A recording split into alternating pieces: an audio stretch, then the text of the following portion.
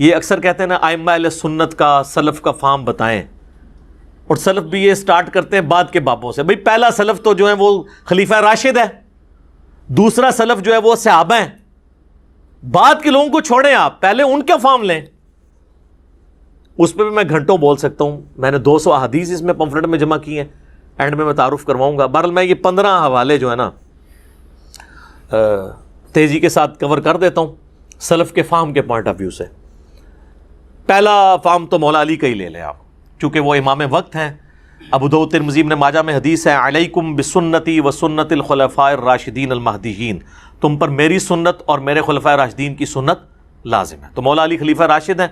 ان کا فہم یہ ہے کہ المصنف ابن ابی شیبہ میں یہ حدیث موجود ہے کہ مولا علی رضی اللہ تعالیٰ عنہ قنوت نازلہ پڑھا کرتے تھے اور کہا کرتے تھے اللہم علیک بمعاویہ و اشیاءہ، اور عمر بن عاص کے بارے میں بھی اور ابا سلمی کے بارے میں بھی کہ اے اللہ معاویہ اور اس کے شیعہ کو تباہ و برباد کر، عمر بن عاص اور اس کے شیعہ کو تباہ و برباد کر، ابا سلمی اور اس کے شیعہ کو تباہ و برباد کر.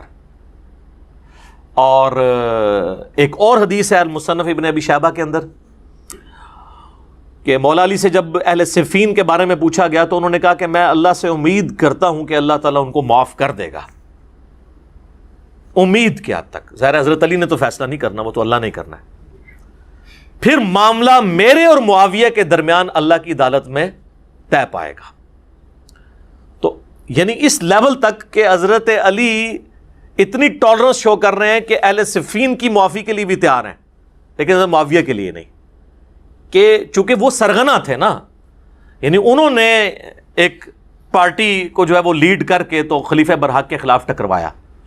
تو یہ بات بھی یعنی سمجھ آنے والی ہے.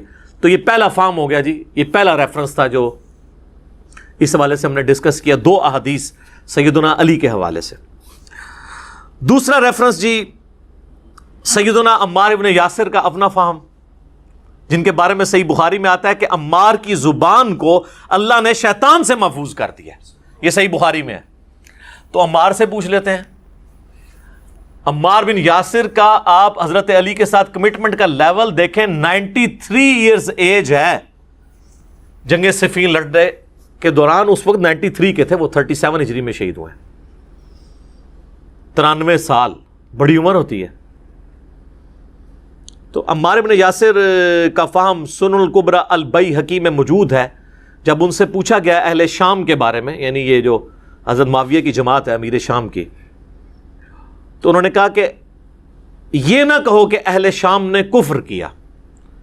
اس سے کم از کم رافضیت کا رد ہو گیا جو حضرت معاویہ یا ان کی جماعت کو سمجھتے ہیں کہ وہ کافر ہیں، اور اس بغاوت کو وہ دین کی بغاوت اس حوالے سے سمجھتے ہیں کہ وہ سمجھتے ہیں شاید نعوذ باللہ انہوں نے اسلام اتار کے پھینک دیا تھا. نہیں، اسلام میں وہ تھے، مسلم تھے، پولیٹیکلی انہوں نے معاملوں کو مس ہینڈل کیا، وہ بھی غلط ہے. اس میں عمار بن یاسر کیا کہتے ہیں، یہ نہ کہو کہ اہل شام نے کفر کیا، بلکہ کہو انہوں نے فسق کیا اور ظلم کیا. فسق کہتے ہیں گناہ کبیرہ کو. تو عمار بن یاسر کہہ رہے ہیں کہ اہل شام جو ہیں، اہل صفین، یہ فاسق بھی ہیں اور ظالم بھی ہیں،